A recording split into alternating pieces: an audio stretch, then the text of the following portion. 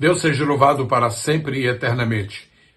Minha gratidão a todos aqueles que continuam fielmente, devotadamente, interessadamente, piedosamente compartilhando, assistindo, divulgando, acreditando, investigando, apreciando os assuntos que estamos trazendo aqui. Ultimamente eu tenho tratado de assuntos escatológicos por força das circunstâncias. Eu quero falar hoje sobre Israel, o povo que nunca será destruído.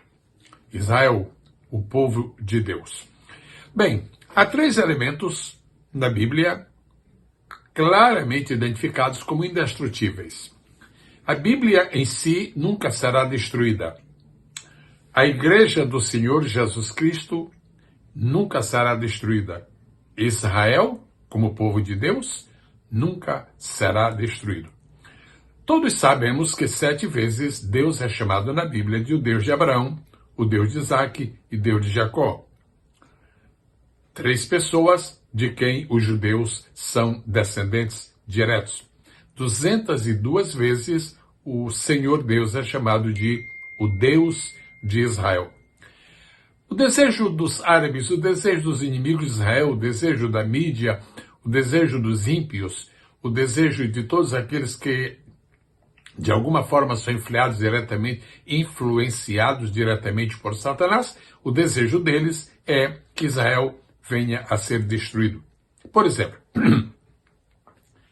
no dia 2 de janeiro de 2013, 10 anos atrás, Essam El-Erian, consultor do presidente egípcio Mohamed Morsi, afirmou o seguinte: Israel será destruído dentro de uma década. El-Erian é vice-presidente do Partido Islamista Liberdade e Justiça e fez afirmações durante entrevista ao jornal Ashad al-Amsar do seguinte teor: a ideologia sionista fracassou e Israel está destinado a entrar em colapso nos próximos anos. Não existirá tal coisa chamada Israel. Essa região será chamada de Palestina, onde judeus, muçulmanos, cristãos, drusos e todos os demais povos que vivem ali serão cidadãos palestinos. Essa é a nossa fé, nós vivemos para isso, isso é a nossa força. Para El-Erian, os judeus estão ocupando a histórica terra da Palestina, sendo eles um obstáculo para o direto retorno dos palestinos. Segundo ele ainda, os judeus que ocupam o território israelense devem ir a outros lugares que consideram que são melhores para eles. Tem mais. A partir do ano de 2015, houve uma explosão de inovações tecnológicas representando trilhões de dólares para a economia israelense. Você está vendo aí o reverso da moeda. Eu me lembro do presidente egípcio Gamal Abdel Nasser, que um dia prometeu diante do parlamento egípcio que varreria Israel do mapa. 15 dias depois, ele era um defunto. Onde está Nasser hoje? Não se sabe, a não ser que seus ossos estão sepultados, nada mais.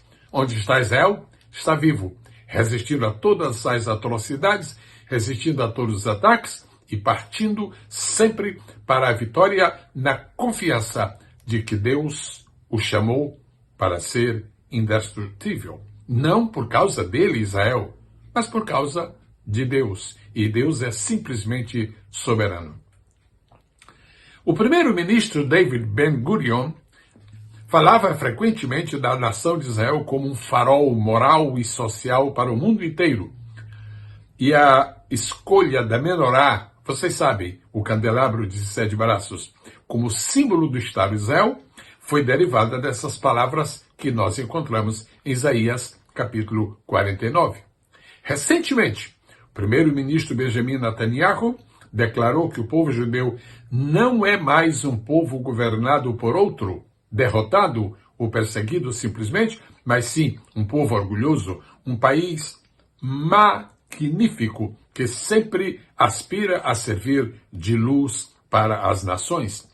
Com o renascimento da nação, Deus iniciou o incrível processo de tornar Israel de fato, uma luz para nações em todos os sentidos. Hoje Israel é uma nação dinâmica e progressista, a única democracia no Oriente Médio e a única nação na história que passou pela mudança de uma nação do terceiro mundo para uma nação de grande avanço social em menos de 50 anos. Israel também é pioneiro global na indústria de laticínios, por exemplo, com vacas produzindo mais leite anualmente do que qualquer outra no mundo. Em outras áreas da medicina, por exemplo, Israel é o líder mundial. Isto inclui câmaras do tamanho de comprimidos que você engole para estudos do sistema digestivo, avanços esperançosos no tratamento do câncer, antibióticos, bem como inovações no tratamento da esclerose múltipla e do diabetes. Enquanto os inimigos tramam a destruição de Israel, ele simplesmente se ergue e avança e progride e se desenvolve. Israel abençoa as nações com melhor saúde e vida mais longa através dos seus muitos produtos tecnológicos e medicinais. É evidente que Deus abençoa Israel, tal como prometeu. E, entretanto, Israel partilha essa bênção com as nações. A razão é aquele maravilhoso paradigma de bênção que Deus planejou quando fez aliança com Abraão. Deus fez de Israel uma luz para as nações. Mas, isto é bom salientar, as escrituras dos apóstolos nos dizem que no fim dos tempos os homens serão amantes das trevas e odiarão a luz. Os inimigos de Deus fazem todos os esforços para destruir Israel e para extinguir esta luz antes que cumpra plenamente os propósitos de Deus. Vai conseguir? Certamente não. Sabemos que Israel nunca será destruído. Ele sobreviverá e prosperará. Ele será admirado pelas nações. Será cabeça e não cauda. Será um veículo da revelação de Deus ao mundo. Certamente vai acontecer. Por quê?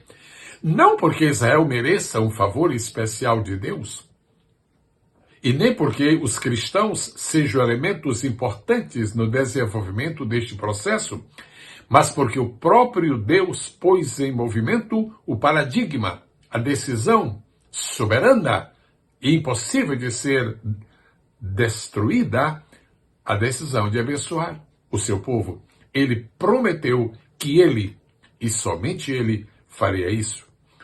Algumas informações apresentadas aqui nesta postagem de hoje são extraídas do site Bridges for Peace, Pontes para a Paz.